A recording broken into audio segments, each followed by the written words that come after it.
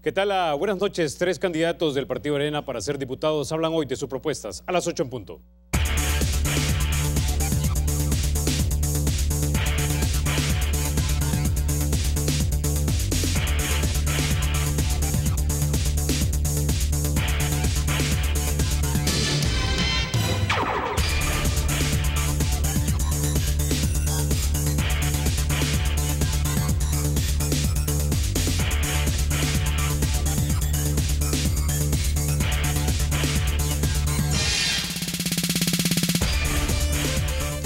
Bueno, antes de comenzar este segmento, los salvadoreños somos solidarios, atrevámonos a creer y juntos derribemos imposibles. Abogado de profesión y candidata a diputada por el Partido Arena. También nos acompaña David Reyes, candidato a reelección por el Partido Arena, también para diputado. Y también nos acompaña el señor Emilio Coreas, candidato a diputado por el Partido Arena. Diputado Emilio, Marcela, gracias por estar esta noche aquí en 8 en punto. Vamos a comenzar con un tema del momento. Entonces, el presidente Sánchez Serén vetó un proyecto de ley que transitoriamente iba a permitir que muchos salvadoreños, 190,000 aproximadamente, pudiesen votar con el DUI vencido. Sin embargo, este decreto fue vetado. Muchos han protestado por esto, han dicho porque vamos a votar con un documento vencido cuando ni siquiera podemos cambiar dinero en el banco si lo tenemos vencido. Quisiera comenzar con usted, señor Corea. Bueno, Carlos, buenas noches. Lamentar realmente la situación, la actitud del presidente de la República, estoy acá creo, lamentar la decisión del presidente de vetar esta reforma que se aprobó en la Asamblea Legislativa, sobre todo porque viene a golpear el bolsillo de los salvadoreños. Los diputados aprobaron darle vigencia única y exclusivamente para el 4 de marzo. Era el único trámite que se podría hacer para poder ejercer su derecho al sufragio. Lamentando realmente la decisión del presidente y lamentando más aún que en la Asamblea Legislativa no exista la aritmética hoy por hoy para poder superar el veto del presidente, porque se necesitan 56 votos y aunque todos los partidos de derecha o conservadores se unan, no se llega hoy por hoy a los 56 votos. Realmente considero desatinada la decisión del gobernante salvadoreño, aunque está en el uso de sus facultades, la potestad de sancionar, observar o vetar el decreto. No estoy de acuerdo con esto. Ahora, licenciada Villator, usted es abogada. La resolución 55-2012, si mal no recuerda, deja claro que lo ideal sería votar con el DUI vigente. Sin embargo, se dejó una pequeña ventana en esa misma resolución. Sí, lo que la Sala de lo Constitucional... Buenas noches, primero que nada. La Sala de lo Constitucional dijo de que la ley, así como lo hacían los diputados, ellos mismos podían darle la vigencia al uso del DUI. Claro estaba de que el DUI solo iba a servir para las elecciones. Son más de 190,000 salvadoreños los que quedarían sin votar en este caso, y acordémonos que el derecho al voto está dentro de nuestra Constitución y es obligación de los legisladores garantizarlo. Entonces quedan vulnerabilizados sus derechos y nosotros tenemos que velar por ellos y ver que nuestras familias también se encuentren bien para poder votar. Es una lástima la decisión que ha tomado nuestro presidente, es una lástima también, como lo dijo ya Emilio, que no tengamos la mayoría dentro de la Asamblea Legislativa para poder superar este veto, y esperamos realmente ver cómo vamos a hacer para que estas personas puedan votar. Como tú lo sabes, el gobierno puede ayudar a las personas dentro de su mismo partido para que puedan votar, porque tienen todos los mecanismos de gobierno necesarios para poder aportarles económicamente para que ellos vayan a sacar su DUI y renovarlo. En el caso nuestro, pues, es bien difícil que las personas tengan los $11 para ir a renovar su DUI, y hay que ver la forma como ellos van a sacarlo. Si tenemos gente en el país que ni siquiera tiene para comer en el día o ganan $1 al día, ¿cómo van a tener los $11 y van a preferir gastarlos en sacar un DUI que en comer? Ahora tenemos ya indicación de que el partido de gobierno estaría utilizando entonces los fondos que tiene a su disposición para poder no carnetizar, pero duizar a su gente. Es probable, nosotros sabemos las mañas y en los que ellos están acostumbrados, y es probable de que ellos ocupen las mismas para hacerlo. Acuérdate que ellos tienen los gastos reservados de la presidencia y ellos realmente no están dando o no dan cuenta de los mismos. Quién sabe si de ahí podrían ocuparlos para hacer también ellos este tipo de renovación a las personas en sus DUIs. Ok, ahora David, yo he leído que hay entre 500,000 o 2 millones de documentos únicos de identidad que estarían a punto de vencerse o que ya están a punto de vencerse. ¿Compartes tú también de que el cálculo podría ser duizar a gente utilizando de repente sus gastos reservados, de lo que hablaba Marcela? Mira, aquí en cuanto a este tema del veto que ha hecho el presidente de la República, hay dos claras intenciones. La primera es que el FMLN no quiere que los salvadoreños vayan a votar. El FMLN no quiere que los salvadoreños salgan el 4 de marzo a darle ese voto de castigo. Ellos han hecho sus cálculos que entre menos gente vaya a votar el 4 de marzo, a ellos les beneficia. Ellos, sin duda alguna, tienen muy bien adoctrinado, tienen un voto duro, disciplinado, que siempre sale, pero a ellos no les conviene, y es por eso que ellos no quieren que vayan a votar el 4 de marzo. Eso es lo primero.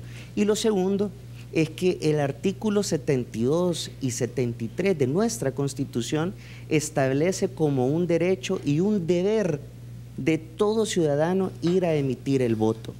No es posible que porque tenga su DUI vencido, se le esté privando de su derecho constitucional de poder ir a votar.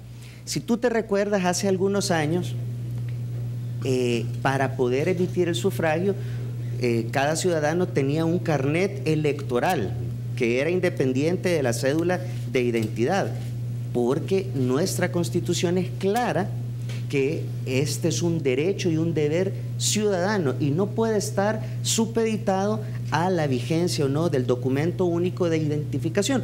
El DUI es un documento para identificar, estamos claros, pero no puede ser que porque lo tengas vencido o no, si el DUI te aparece muy bien la foto, tu nombre, tu número, no es posible que se le esté privando de ese derecho constitucional. Este no es un derecho que esté regulado en una ley secundaria o en un convenio internacional. En nuestra Constitución, el artículo 72, 73 lo mencionan con esa contundencia. Entonces, yo creo que es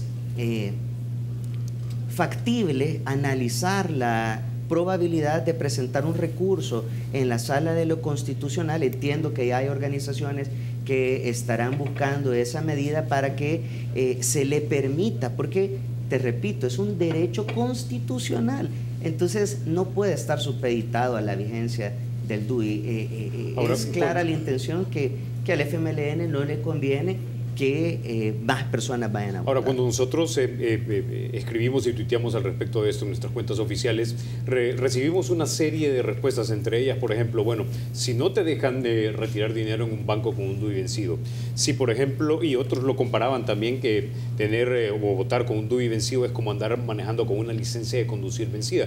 ¿Qué le puedes decir entonces a estas personas que también dicen, cómo es posible que para ciertos trámites vos tengas que tener vigente tu documento de identificación y para algo tan importante como votar, lo puedes hacer con el DUI vencido? Esto es muy sencillo. Para un trámite bancario, el banco tiene que cerciorarse que la información está vigente o está actualizada lo más posible. Pero en el caso de ir a votar, de ir a elegir a tus gobernantes, no puede estar supeditado. El derecho constitucional priva más por todas las regulaciones civiles. Los ejemplos que tú mencionas, para ir a votar, para conducir, estás hablando en un tema, en un ámbito civil, pero yo estoy hablando en el tema constitucional.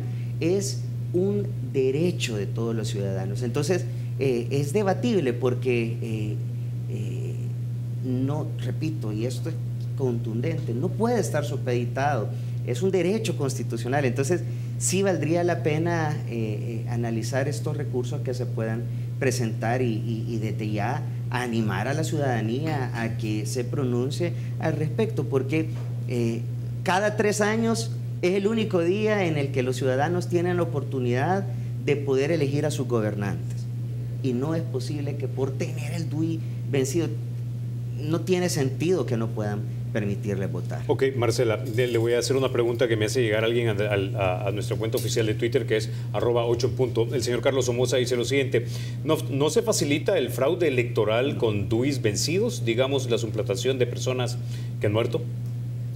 Bueno, la verdad es que eso debía de ser una depuración que se debe de haber hecho por el Tribunal Supremo Electoral, ¿verdad? Y también en conjunto con las misiones de los DUIs. Yo creo que no es un problema que se puede dar de fraude o no.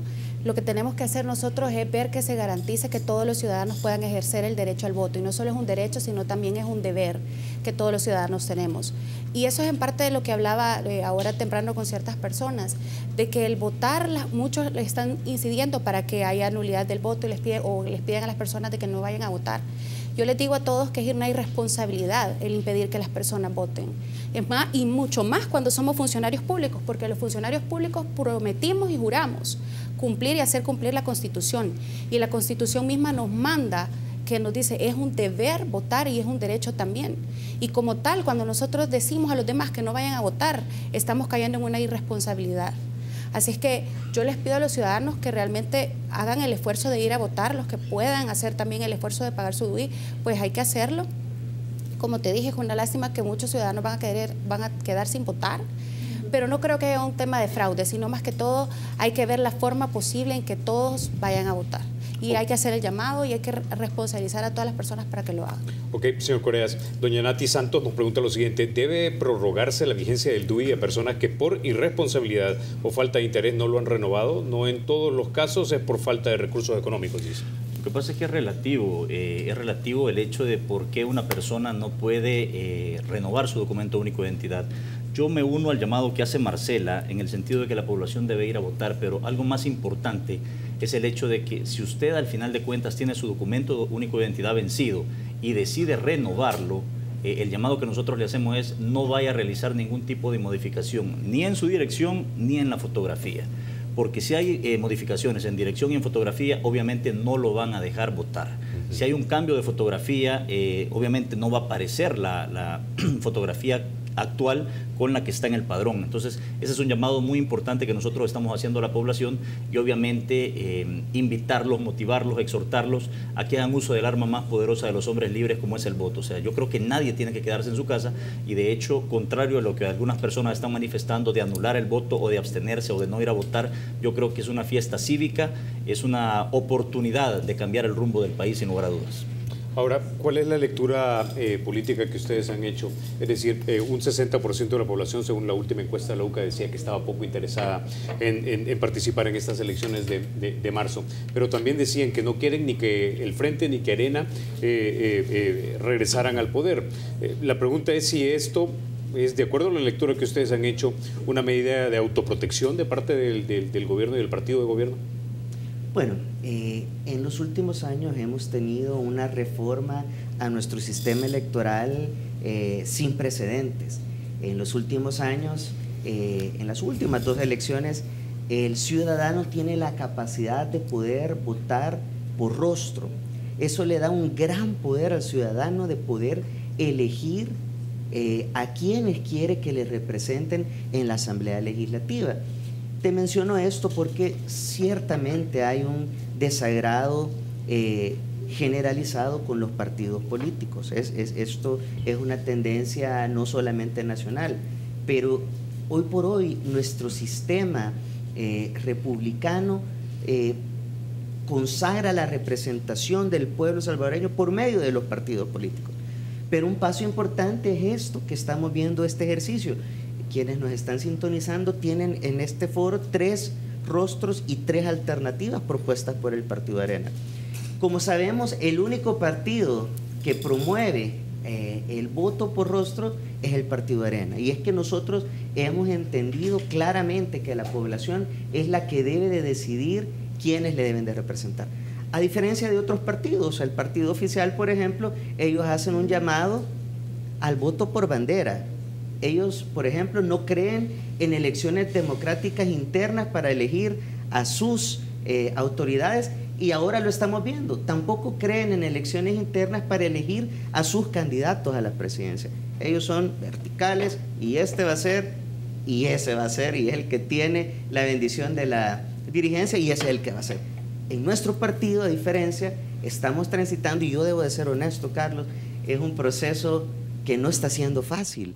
La democracia interna nos ha costado, pero estamos aprendiendo y este ejercicio que estamos teniendo realmente es algo que le permite a la población poder dirigir y castigar o premiar o confiar con su voto de confianza a aquellas personas que desea que le representen. Ok, quiero leer otro comentario por acá. El señor Juan José dice lo siguiente: para el saldo de un teléfono celular sí tienen, pero para renovar el DUI no hay. En El Salvador ninguna transacción se puede hacer con DUI vencido. Yo quiero que desde el punto de vista legal usted nos explique, porque mucha gente está comparando trámites o privilegios como conducir con algo que es un derecho fundamental en una república liberal. Entonces, quisiera que aclaráramos eso desde el punto legal para que la gente entienda, porque desde el punto de vista real, para la gente es simplemente, si yo tengo el DUI vencido, no puedo hacer trámites, pero no hay un razonamiento de repente legal detrás de esa conclusión. Te lo voy a explicar algo muy sencillo.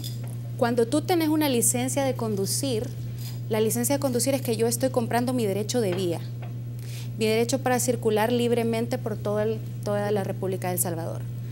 A raíz de ese pago, usted recibe una licencia y eso le da permiso para que usted pueda circular. En el caso del DUI, es un documento que te identifica como ciudadano, que lo adquirís, claro, luego de los 18 años o a partir de los 18 años. En este caso, el tema no es que el DUI lo vayas a ocupar para hacer un trámite o no. Tu obligación es mantener tus papeles en regla, como todo ciudadano, y mantener esos papeles en regla también va a tener un costo, que es el tema de la emisión del DUI. En este caso, lo único que se le estaba diciendo es, mire, sabemos la situación que todos están teniendo económica en este momento, sabemos de que lastimosamente la mayoría de DUI se vencen en este año electoral, y entonces le vamos a permitir que únicamente puedan votar, porque es un derecho constitucional y un deber, ¿verdad?, que está, como les digo, garantizado dentro de nuestra Constitución, que ustedes puedan ejercerlo con un DUI vencido. Y como tú lo dijiste ya, la Sala de lo Constitucional en la referencia 55-2012 lo dijo, que el legislador le podía dar vigencia al DUI solamente para este tipo de casos. Ok. Antes de irnos a la pausa, señor Correa, quiero ir con un comentario y para cerrar ya, digamos, este primer segmento. El señor Alessandro Rochac nos dice lo siguiente: ¿qué parte dice no entienden que ya no creemos en los partidos? Ustedes y el Frente son iguales de mentirosos, dice él. Nos han visto la cara de algo que no puedo decir en televisión y ya no más. ¿Cuál es la diferencia hoy? Díganme. A ver, Carlos y amigos televidentes, estoy consciente desde que doy el paso a ingresar a la política que 6 o 7 de cada 10 salvadoreños no creen en los partidos políticos. Y es feo y es triste, y perdón que esté David acá, pero la Asamblea Legislativa sale mal evaluada, reprobada por la población, con un 4. Pero yo estoy claro que no se puede generalizar. Mi mensaje va en el sentido de, si bien es cierto, cuando Arena gobernó, no todo fue perfecto. Si bien es cierto, cuando Arena gobernó se cometieron errores, hay que tener la humildad y la madurez de reconocerlos y la inteligencia de no repetirlos. En esos años nuestro país sí tenía rumbo, algo que hoy por hoy no está ocurriendo. Fíjate, Carlos y amigos televidentes, que hace muchos años un filósofo, Platón específicamente, decía que el precio de desentenderse de la política es ser gobernado por los peores hombres. Y tristemente, eso es lo que le está pasando a nuestro país en los últimos 8 años. Personas sin capacidad, personas que de repente han perdido la brújula. Hay muchos casos que te puedo mencionar de funcionarios que han perdido la brújula y no están preparados. Nosotros representamos una renovación en el Partido Arena y te lo puedo decir con propiedad. Yo soy producto de la renovación del proceso interno que decía David anteriormente, que no ha sido nada fácil.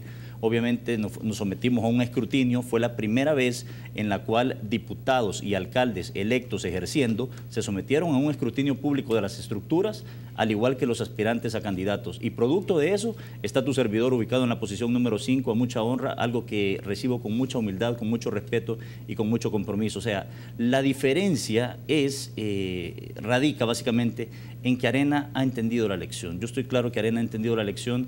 Repito, se cometieron errores, pero no puedes generalizar. No puedes decir que porque 10, 15, 20 personas fallaron, todos somos iguales. Entonces yo creo que ahí es donde nosotros estamos instando y motivando a la población a que nos dé ese voto de confianza para cambiar el rumbo del país. No hay otro instituto político que pueda sacar el país de esta difícil situación que hoy por hoy nos tiene el gobierno del FMLN. Ok, con ese vamos a la pausa cuando regresemos del récord de los partidos y de los políticos, porque sí salieron muy evaluados, muy mal evaluados, debo decir, en la encuesta última de la UCA. Ya volvemos.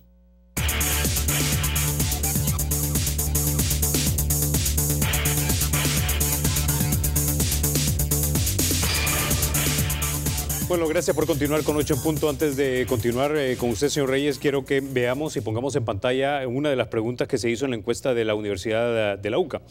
Si las elecciones fueran este próximo domingo, ¿por cuál partido votaría usted? Dice, el 30,8% dijo que por el Partido Arena, el 22,7% dijo que por el FMLN, el 3,8% por el Partido Gana y el 2,2% dijo que por el PCN y otros partidos 1,7%. La gran mayoría no sabe, 38,8%. Y quizá aquí quisiera enfocarme no solamente, digamos, en el hecho de que ustedes tienen la mayor intención de voto, sino también los que no saben ni por qué votar o no lo dicen, que es casi un 40%, no 38,8%. Esto tiene que ver en parte con lo que hablábamos también en esta misma encuesta. Se detalla que las dos instituciones, digámoslo así, con menor confiabilidad son los partidos políticos y la Asamblea Legislativa. Esto tiene que ver mucho con cómo se maneja la Asamblea, con lo que se gasta en la Asamblea y con las actuaciones de algunos diputados.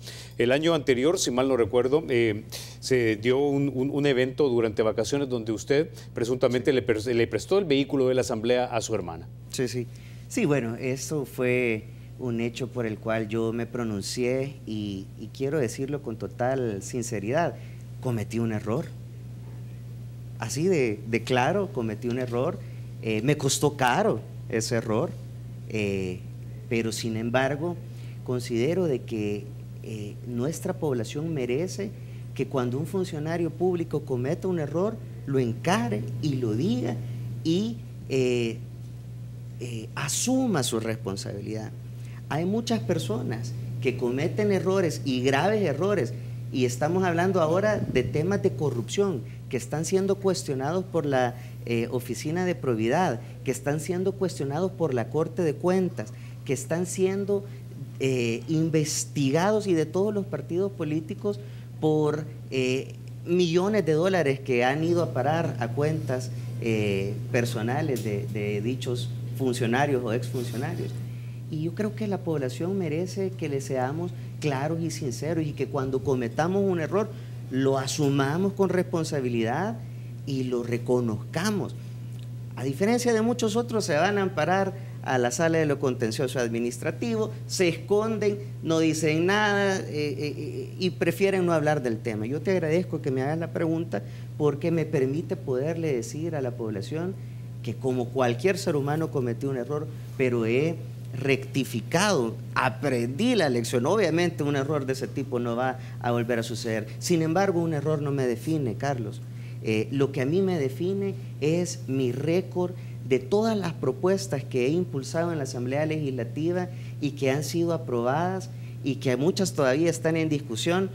A mí me define lo más importante y con mucho orgullo poder tener la legítima representatividad de un sector que por años ha estado olvidado en nuestra sociedad, como lo son las personas con discapacidad. Y eso me ha llevado a tener incluso algunos enemigos. Por ejemplo, cada año he sido de los pocos diputados, por no decir el único diputado, que se opone a la asignación del subsidio al transporte público, porque yo soy del parecer que se debe de condicionar a aquellas unidades del transporte público que cumplan con las leyes, que no se pasen semáforos en rojo, que le ofrezcan accesibilidad a las personas con discapacidad, como lo dice la ley de equiparación que fue aprobada hace 18 años. Entonces, hay muchísimos temas en los cuales hemos participado, que espero poder tener la oportunidad de poderte detallar, pero también hablarte de mis propuestas. Pero ciertamente, Carlos, una vez más, yo me someto al escrutinio de la población y va a ser el pueblo salvadoreño, en este caso los habitantes de los 19 municipios de San Salvador, los que me van a dar su voto de confianza. Ok, vamos a retomar el tema de la propuesta más adelante, pero quiero seguir hablando acerca de la idoneidad y también el carácter de un diputado. Me escribe también un televidente, señor Coreas, y es la pregunta siguiente. A los invitados, ¿en dónde de este programa es perfecto para explicar a la población por qué algunos diputados necesitan más de 10 asesores? ¿Hacen algo o son plazas para pagar favores? Yo creo que esto habla un poco a aquella gran categoría del uso de los recursos de los contribuyentes y que algunos miran que son abusados y por eso es que es una de las razones por las cuales de repente la Asamblea, desafortunadamente debo decir, sale entre las peores evaluadas. Aquí hay que decir algo, Carlos. Realmente no todos los partidos políticos tienen la misma cantidad de asesores. Hay partidos pequeños con un número reducido de diputados que tienen mayor disponibilidad de recursos financieros que incluso los partidos grandes como nosotros. Yo comprendo el malestar de la población en el sentido de que al final son recursos públicos y la población merece saber cómo se invierte en su dinero. Sé que la Asamblea Legislativa de repente no ha sido una institución o un órgano de Estado que se ha caracterizado por transparencia en los últimos años, pero repito, o sea, no se puede vivir únicamente señalando los errores. De repente hay cosas buenas, de repente hay personas que queremos aportarle al país. Yo te voy a decir algo. Yo no estoy buscando un empleo al llegar a la Asamblea Legislativa. Yo tengo un buen empleo en el Ministerio de Salud. He tenido que renunciar a 3 trabajos para someterme a este proceso interno que va a terminar el próximo 4 de marzo. Entonces, realmente asesores sí se necesitan, porque sería mentirte que una persona lo sabe todo. Obviamente hay que tener la mesura, la prudencia, la cautela del caso para contratar personas selectas, personas de tu confianza, eso sí, tienen que ser de tu confianza, porque obviamente vas a manejar temas delicados de país. Entonces, yo creo que los asesores no son malos, los excesos son los malos. Yo lo que invito a la población es que haga uso de la Oficina de Acceso a la Información Pública o de la Oficina de Información y Respuesta a la OIR, para que vea qué partidos políticos tienen más asesores, y estoy totalmente seguro que se van a llevar una gran sorpresa. Arena no tiene la gran cantidad de asesores como se manejan otros institutos políticos con menos diputados que nosotros. Ahora, Marcela Villatoro, usted ha sido parte, digamos, del staff de asesores de la Asamblea Legislativa. Tiene experiencia dentro de este órgano de Estado. Algo de lo que le molesta a la gente, y siempre sobre el uso de los recursos de los contribuyentes, que tenemos, por ejemplo, que los directivos tienen acceso a por lo menos 4 teléfonos inteligentes, tengo entendido, vales de gasolina, varios vehículos. También sabemos que el presupuesto de la Asamblea Legislativa se ha triplicado o cuadruplicado en los últimos 10 o 12 años aproximadamente. Entonces, el presidente Gallegos nos dijo el domingo anterior en debate político que él había hecho lo posible por tratar de agarrar las riendas del gasto. En la sesión legislativa anterior, a quien escuchamos hablar mucho de eso fue al saliente diputado Juan Valiente, pero no muchos como que le hicieron coro para tratar de proteger los recursos del Estado. Bueno, realmente te voy a hablar un poco de varios temas, ya que tocamos el tema de los asesores. Yo siempre le digo a la población de que busquemos a las personas más preparadas y no a las más populares. ¿Por qué?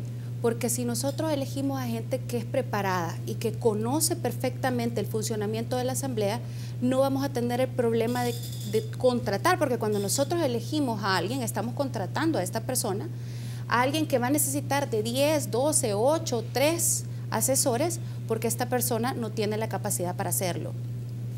¿Es necesario tener asesores? Sí.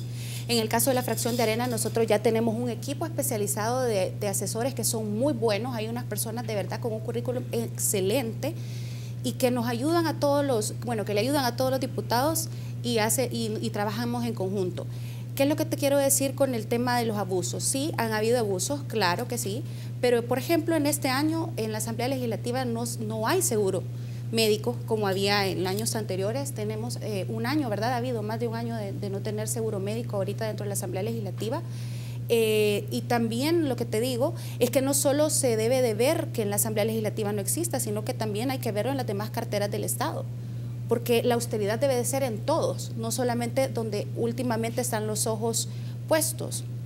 Juan tenía en mente un tema de austeridad y un tema de transparencia. Yo estoy súper en sintonía con ese tema con él, lo hemos platicado varias veces y creemos que debemos de hacer lo posible de que los fondos o los recursos de la población lleguen a donde tengan que llegar y no se desvíen a otros lados.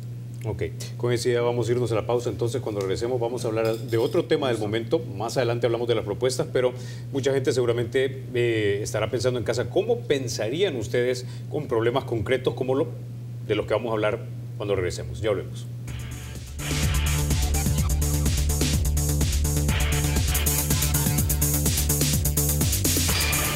Gracias por continuar con 8 en punto. Bueno, hablemos ahora de uno de los temas del momento, y es que Señor Coreas, hace poco la ANDEP había denunciado de que se habían creado una serie de asociaciones y de sindicatos de repente para lograr correlación en una de las instituciones que son dupartitas, donde está el gobierno y también la empresa privada, de tal manera que se nombraron directores. Finalmente renunció uno de ellos, es el señor Sánchez Trejo de la CIGET. Sin embargo, el día de ayer, miembros de la asociación o de Musiges denunciaron que entre octubre y noviembre habrían sido creados 71 sindicatos y dicen que el gobierno supuestamente los está creando de forma acelerada para tomarse instituciones, no solo las dupartitas, sino también las tripartitas, y me nombraron como el Seguro Social, el Fondo Social para la Vivienda, etcétera. La gente usualmente no entiende que hay una capa de instituciones que está, digamos, entre medio del órgano ejecutivo, el legislativo, el judicial de repente y la sociedad en general, pero que también sirven para articular políticas públicas o de repente se pueden prestar para juegos políticos, y que también hay una buena dosis de poder. Y estos representantes de estos sindicatos, por lo menos, eran de la idea de que el partido de gobierno supuestamente quiere tomárselos. A ver, no es supuestamente, Carlos, esto es un hecho, y no solo nos vamos al caso de CIGET. Hay que viajar en el tiempo y remontarnos al Consejo Nacional del Salario Mínimo, donde es un ente tripartito y donde también de repente se crearon algunas asociaciones, algunas cooperativas que les dieron personería jurídica para poder votar. Esto no es nuevo, esto es un sistema que viene implementando, que se implementa en países de corte socialista y que gradualmente el FMLN lo está haciendo. Llama la atención que están creando asociaciones de abogados precisamente para proponer personas para la Sala de lo Constitucional, y llama más la atención que esas personas que están proponiendo para la Sala de lo Constitucional, 3, 4, 5 de ellos ya fueron declarados inconstitucionales por esta sala. Obviamente el FMLN le está apostando, y la cereza al pastel, hay que decirlo, aquí no hay que perderse. Lo único que le falta al FMLN para comenzar ya a manipular de una manera más degenerada el sistema de nuestro país es tomarse la Sala de lo Constitucional. Por eso es que nosotros estamos abogando porque la población nos brinde el respaldo y tener más diputados de arena. Nosotros no podemos permitir que el FMLN se tome las instituciones, que esto es un círculo vicioso que se viene replicando de otros modelos, de otros países. Entonces, repito, no es algo nuevo. Lo que ha pasado con la CIGET pasó con el Consejo Nacional del Salario Mínimo hace un año más o menos, y por eso es que está entrampada la negociación. Entonces, el llamado que yo quisiera hacerle a los salvadoreños es que estén alertas y que no se queden en su casa el 4 de marzo, porque los diputados que resulten electos el 4 de marzo toman posesión el 1 de mayo, Carlos.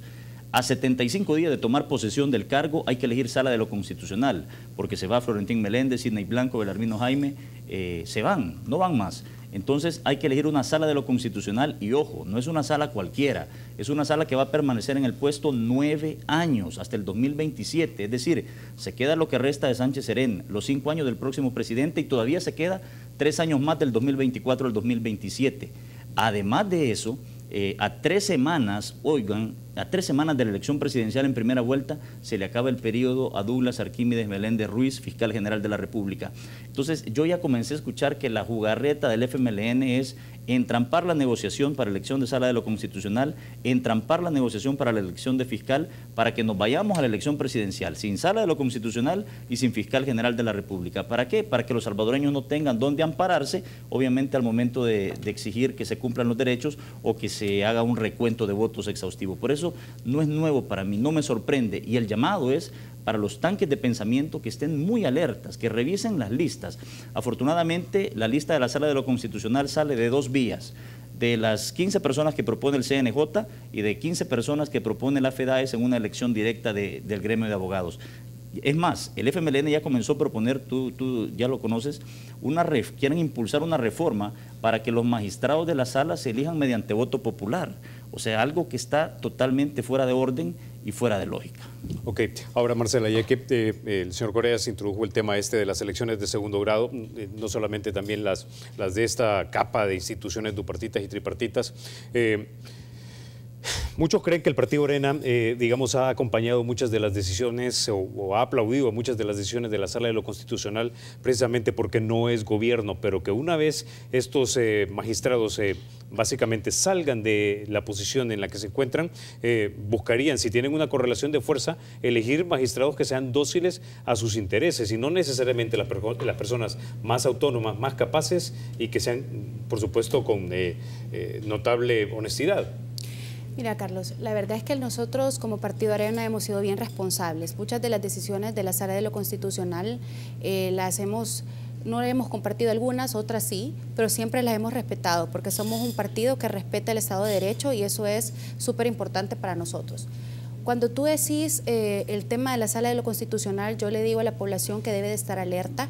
Ahorita hemos visto unas asociaciones de abogados de que han presentado en sus planillas a personas que realmente tienen vínculos con el partido de gobierno. Hemos visto 2 que han sido destituidas del Centro Nacional de la Judicatura por este mismo tema.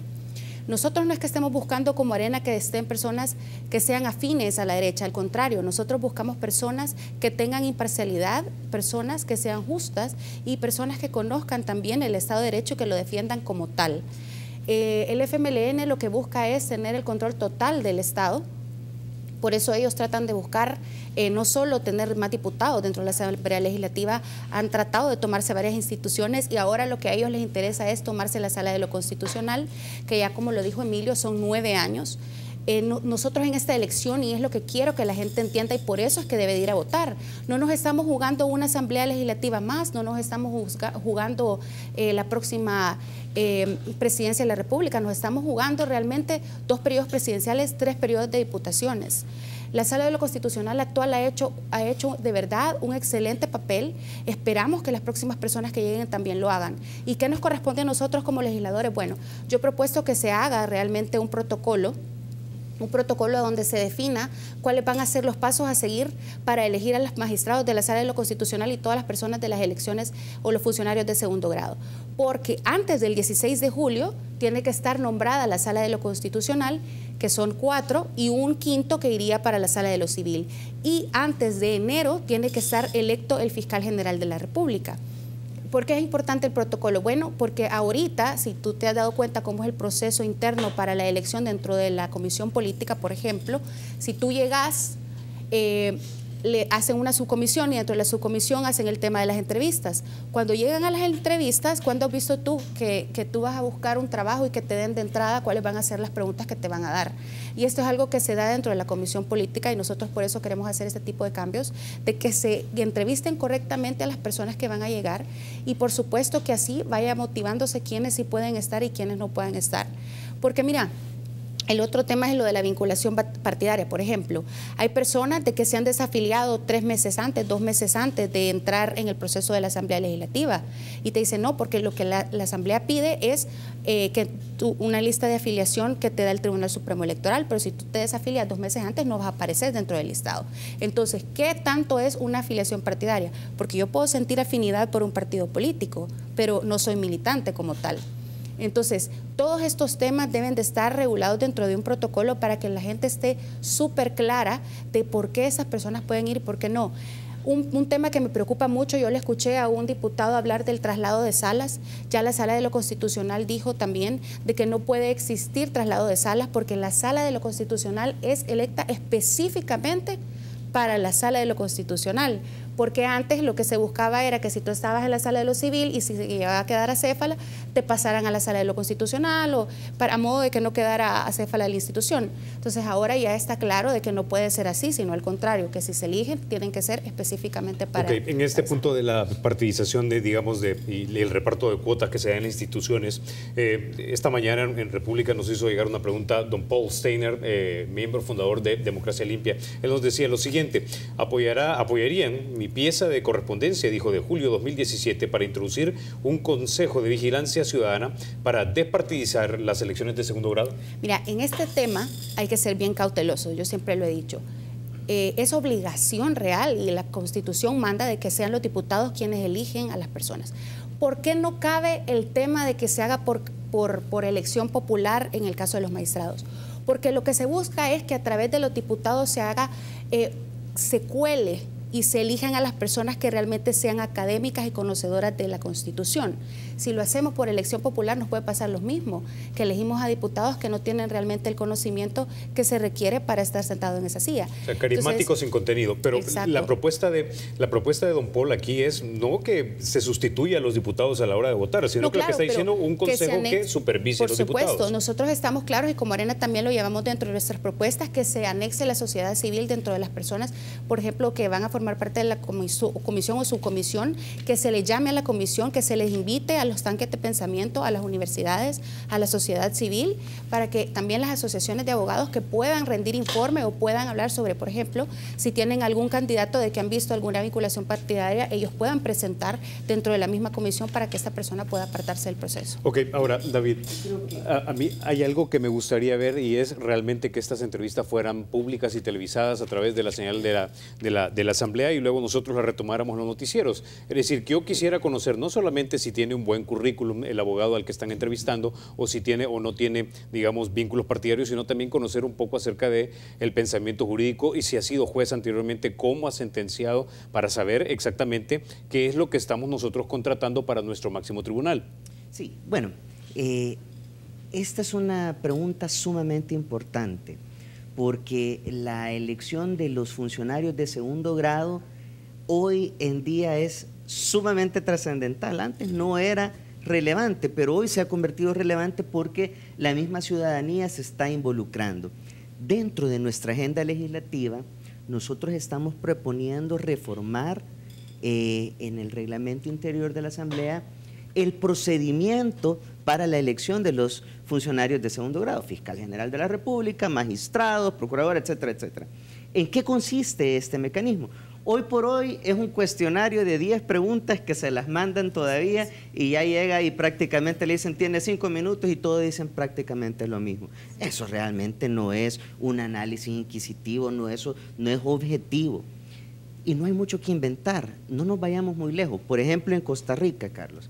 En Costa Rica el mecanismo que se utiliza, y algo así es lo que nosotros estamos proponiendo implementar para los próximos funcionarios, es que se haga un mecanismo de ponderación que consista, por ejemplo, cuántos años de experiencia tiene sobre el cargo que quiere aplicar, cuáles son sus estudios, cuántas maestrías relacionadas tiene al cargo que desea desempeñar, cuántos seminarios ha asistido, cuántas cartas de recomendación, en cuántas organizaciones ha participado relacionadas a este tema, e ir haciendo una ponderación como una especie de puntaje y que ese puntaje al final pueda ser de manera transparente divulgado en el sentido de que se escoja la persona más idónea, que no tenga obviamente vinculación partidaria, que sea una persona preparada, lo más importante de todo, que sea una persona completamente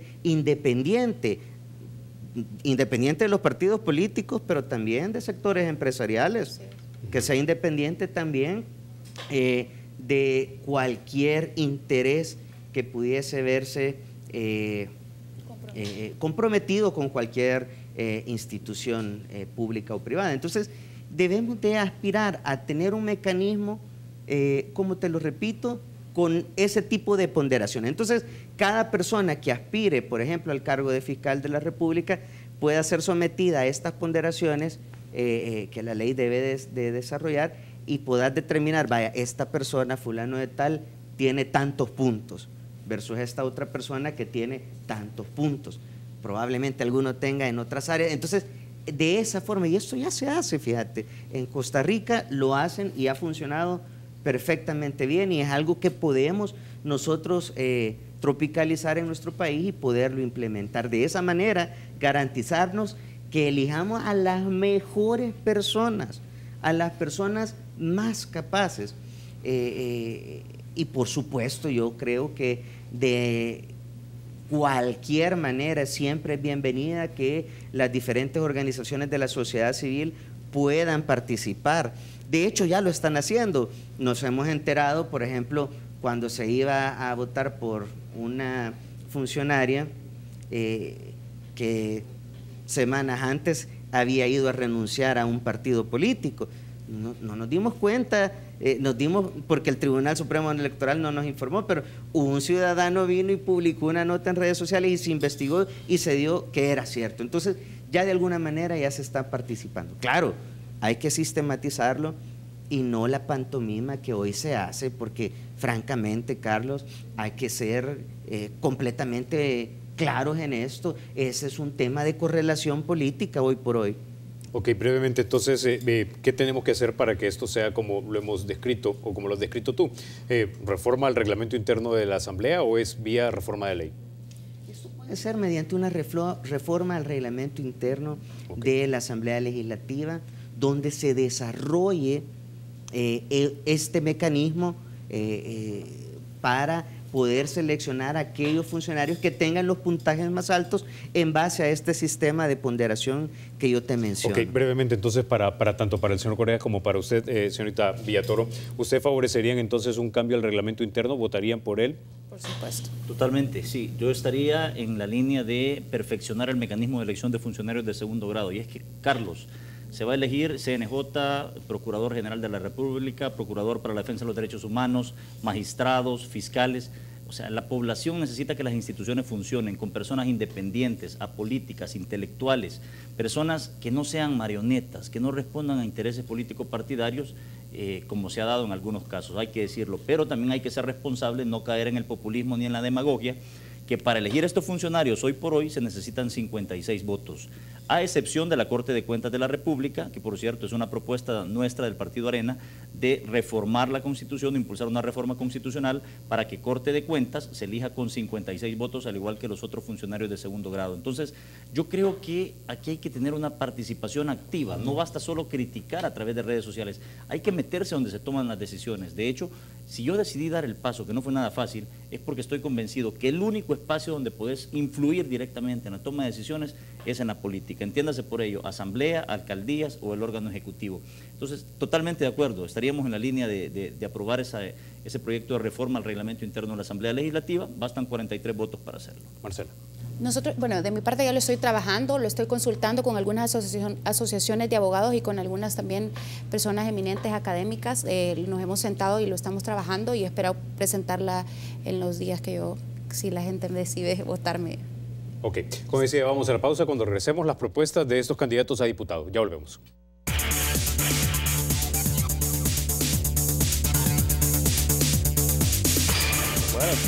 Bueno, gracias por continuar con 8 en punto. Vamos entonces a la parte de propuestas. El señor Carlos Ramos pregunta lo siguiente. ¿Qué ha hecho David Reyes por las personas con discapacidad? Bueno, en septiembre del 2009 incorporamos la lengua de señas en todos los medios legislativos y es el único canal nacional que permanentemente está asignando lengua de señas para las personas sordas.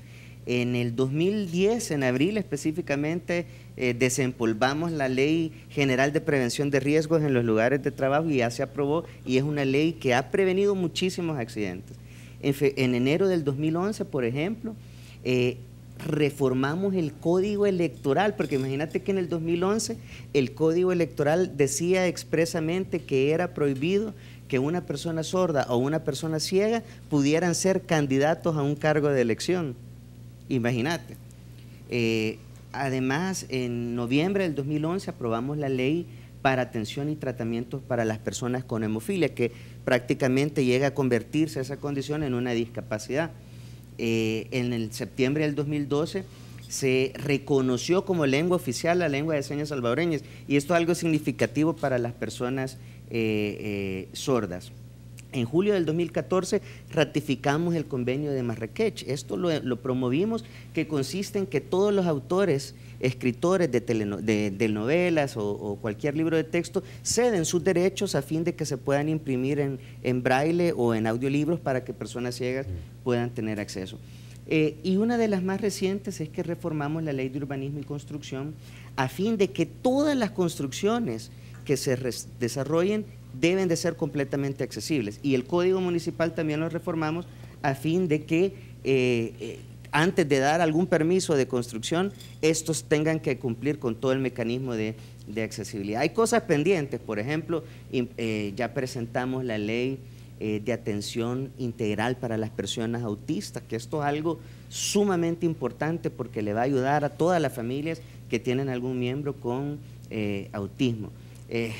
Pudiera David, mencionarte un montón de iniciativas David, más. Por cuestión de tiempo, ¿cuál es tu propuesta insignia entonces para la próxima sesión legislativa? Mira, durante todos estos años me he dado cuenta que debemos de tener un debate serio en reformar nuestra Constitución para permitir a la ciudadanía dividir nuestro territorio nacional en distritos y que podamos tener elecciones de alcaldes, de diputados que representen un distrito determinado. Por ejemplo, Emilio, Marcela, no me van a dejar mentir, nosotros recorremos 19 municipios en San Salvador y es humanamente imposible poder conocer hasta el último rincón.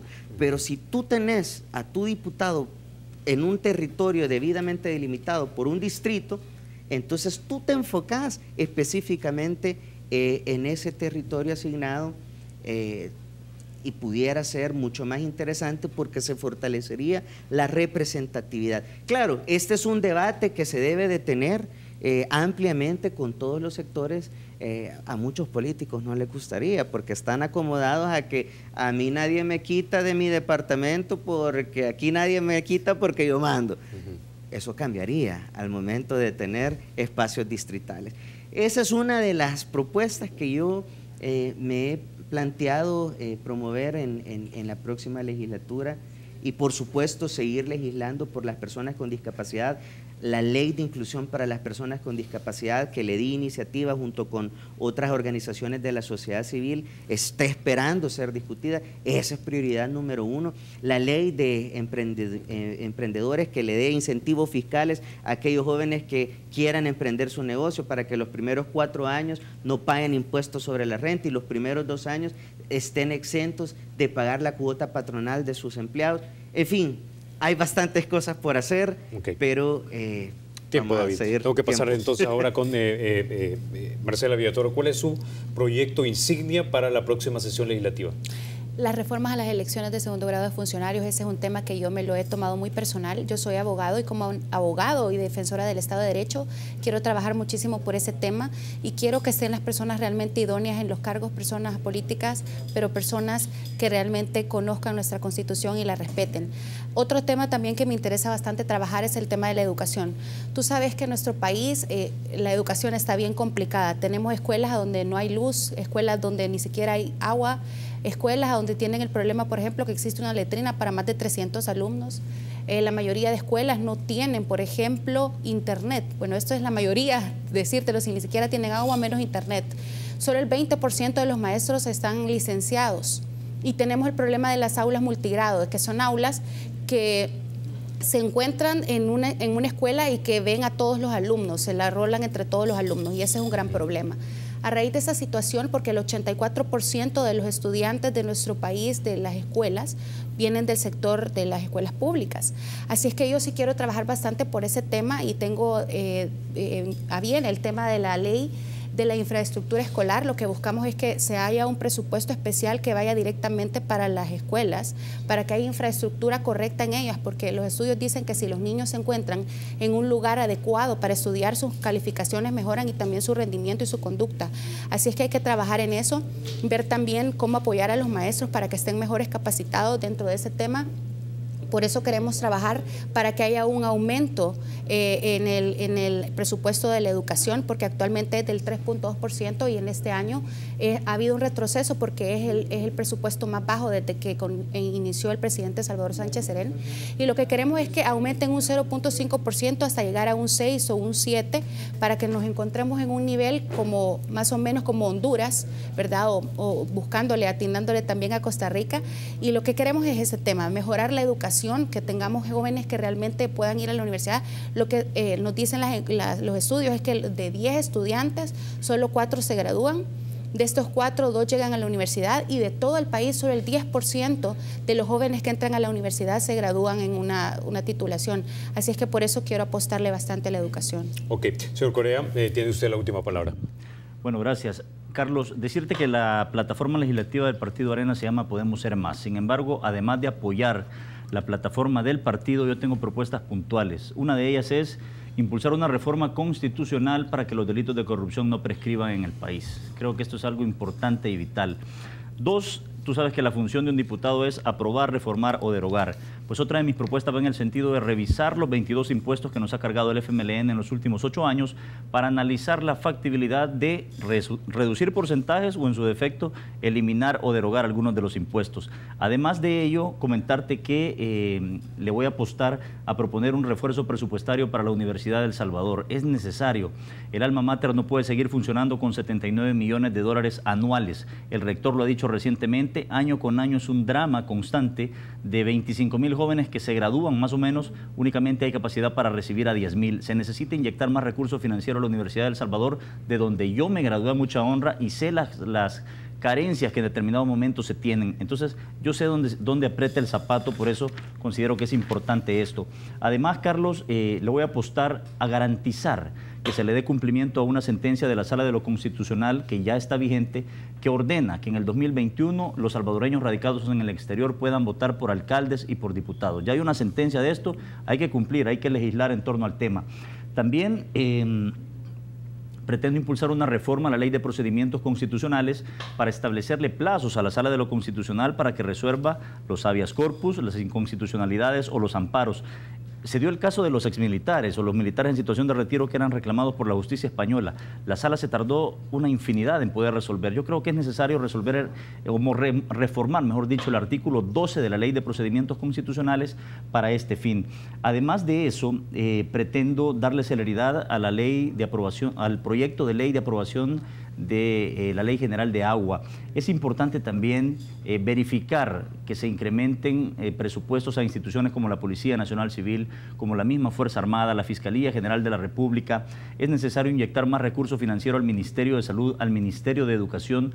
Yo estoy en la sintonía del partido de que se necesitan reparar las escuelas públicas del país. 5,200 centros escolares públicos hay a nivel nacional y te digo, yo trabajo en el Ministerio de Salud y en determinado momento fui el responsable del programa Escuela Saludable en el departamento de San Salvador, que hoy se llama Escuela Promotora de la Salud. Cuando tú vas a las escuelas, hay un caos completamente en el sistema público. ¿Quién tiene la culpa? Yo creo que ya no importa. O sea, ya el problema está, hay que resolverlo. También propongo revisar el tema de la ley del escalafón del sector salud, que van 2 años consecutivos que no se está dando el escalafón como debe ser en el sector salud y en el sector educación. Y si no hay plata para esto, pues bueno, hay que sentarse, hay que reformar las leyes vigentes, pero con participación de todos los sectores, no con participación únicamente de los sindicatos pro patrono, que eso es lo que está ocurriendo en los últimos días. Entonces, eso básicamente es algunas de mis propuestas, además de impulsar un incremento porcentual al Fondo de Desarrollo Económico y Social como FODES. Ya no basta un 8% para las alcaldías, yo creo que es necesario incrementarlo gradualmente en el orden de 0.5 a 1 punto porcentual en los 3 años de la legislatura, entre otras cosas, Carlos. Ok. Bueno, con esa idea nos vamos a quedar. Diputado Reyes, no me resta más que agradecerle que haya estado en 8 Punto. Marcela Villator, señor Correa, gracias por haber venido esta noche acá y exponer entonces sus propuestas. Ustedes, amigos, se quedan con la programación nocturna de Canal 33, se quedan con los amigos de Olimpia 33. Ahí está seguramente ya el Pipita López listo para hablarles de nuestro grandioso fútbol. Dicho esto, muy buenas noches.